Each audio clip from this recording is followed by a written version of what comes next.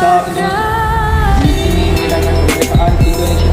Hal-hal yang mengenai pemindahan kekuasaan dan lain-lain diselenggarakan dengan cara seksama dan dalam tempo yang singkat-singkatnya. Jakarta, 17 Agustus 1945. Nama bangsa Indonesia adalah negeri yang besar, lahir dari perjuangan, darah, dan air mata para tokoh bangsa yang tak gentar menghadapi menjajah. Di balik kemerdekaan yang kita nikmati hari ini, ada semangat nasionalisme, nilai-nilai kejujuran, keberanian, dan tanggung jawab yang diwariskan kepada generasi muda.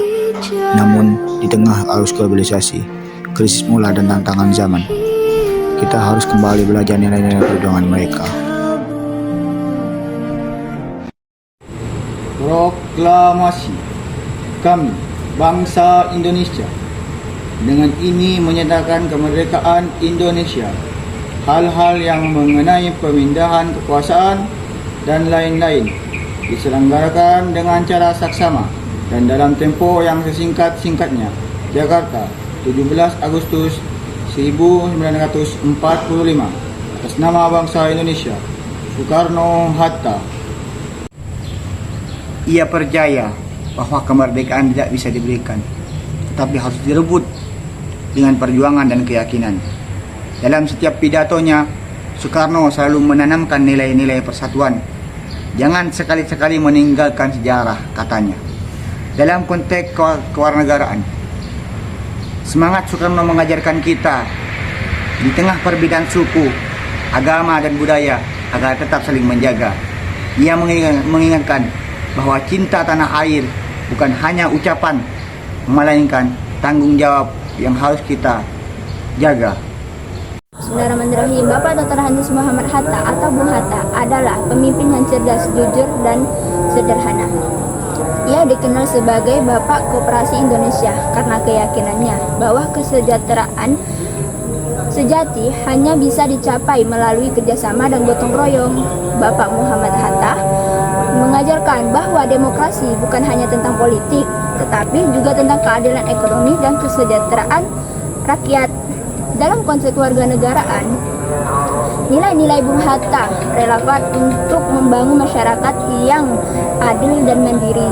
Bapak Profesor B.J. Habibie adalah sosok yang menunjukkan bahwa cinta tanah air dapat diwujudkan melalui ilmu pengetahuan.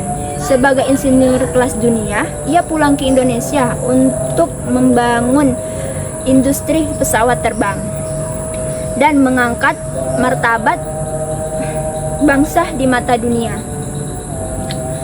Ketika menjadi presiden, Habibie membawa semangat reformasi dan demokrasi, membuka ruang kebebasan pers, dan menegakkan hak asasi manusia. Abdurrahman Wahid atau Gus Dur, ia adalah Presiden keempat Republik Indonesia. Ia dikenal sebagai tokoh pluralisme dan kemanusiaan. Ia memperjuangkan hak asasi manusia dan persamaan bagi seluruh rakyat, tanpa melihat suku, agama, dan status sosial. Gus Dur mengajarkan bahwa keberagaman bukan alasan untuk terpecah, tetapi kekuatan untuk bersatu. Dalam konteks kewarganegaraan, pemikiran Gus Dur sangat relevan untuk membangun toleransi, menghargai perbedaan, dan menjaga perdamaian sosial. Beliau pernah berkata, "Tidak penting apa agamamu, yang penting adalah kamu bisa berbuat baik kepada sesama." Megawati Soekarno Putri adalah Presiden kelima Republik Indonesia dan pemimpin perempuan pertama di bangsa ini. Sebagai simbol kekuatan dan keteguhan di masa kepemimpinannya, Megawati menjaga kestabilitasan politik, menegakkan demokrasi yang baru tumbuh di pasca reformasi. Ia menjadi contoh bagi perempuan Indonesia bahwa politik bukan hanya milik laki-laki. Dalam konteks kewarganegaraan, perjuangan Megawati relevan untuk memperjuangkan warga negara dalam politik dan pemerintah. Raden Ajeng Kartini adalah seseorang yang memperjuangkan hak perempuan untuk mendapatkan pendidikan dan kebebasan dalam berpikir. Ia juga mengingatkan bahwa kita setiap warga negara berhak atas kesempatan yang sama untuk belajar dan berkembang. Sebagai Menteri Keuangan, Sri Mulyani ini adalah simbol integritas dan profesionalisme. Ia menegakkan transparansi dan akuntabilitas dalam pengelolaan keuangan negara. Dalam kewarganegaraan, ia mengajarkan pentingnya kejujuran dan tanggung jawab terhadap publik. Ki Hajar Dewantara. Ia dikenal sebagai Bapak Pendidikan Nasional. Melalui Taman Siswa, ia berjuang memberikan hak belajar bagi rakyat tanpa memandang status sosial. Semboyannya yang terkenal Ing Ngarsa, Sung Tulada, Ing Madya, Mangun Karsa, Tuturi Handayani, menjadi panduan moral bagi penduduk dan pemimpin bangsa. Dalam konteks kewarganegaraan, Ki Hajar mengajarkan pentingnya pendidikan karakter, moral, dan tanggung jawab sosial. Ia menanamkan nilai bahwa warga negara tidak hanya pintar berpikir, namun juga bijak dalam bertindak. Panglima Besar Jenderal Sudirman adalah simbol sejati dari pengorbanan dan bela negara. Dalam keadaan sakit pun, beliau tetap memimpin perang gerilya untuk mempertahankan kemerdekaan Indonesia. Semangatnya menunjukkan bahwa cinta tanah air tidak bergantung pada kekuatan fisik, tetapi juga keteguhan jiwa.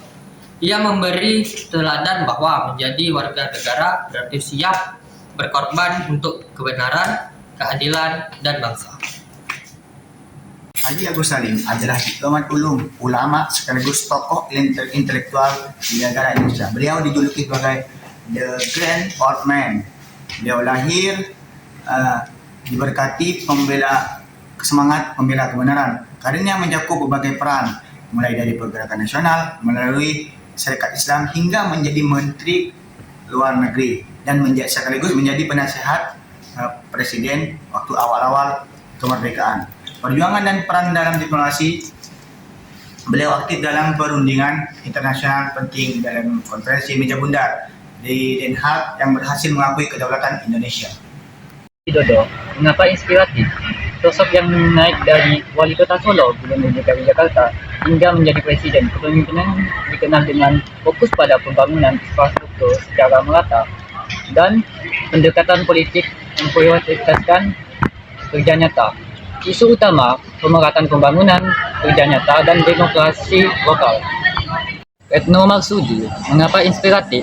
Menteri Luar Negeri perempuan pertama Indonesia, dikenal memiliki kemampuan diplomasi yang ulung dan konsisten dan memperjuangkan ketegasan dan profesionalismenya dalam rangka kepentingan nasional di kancah global.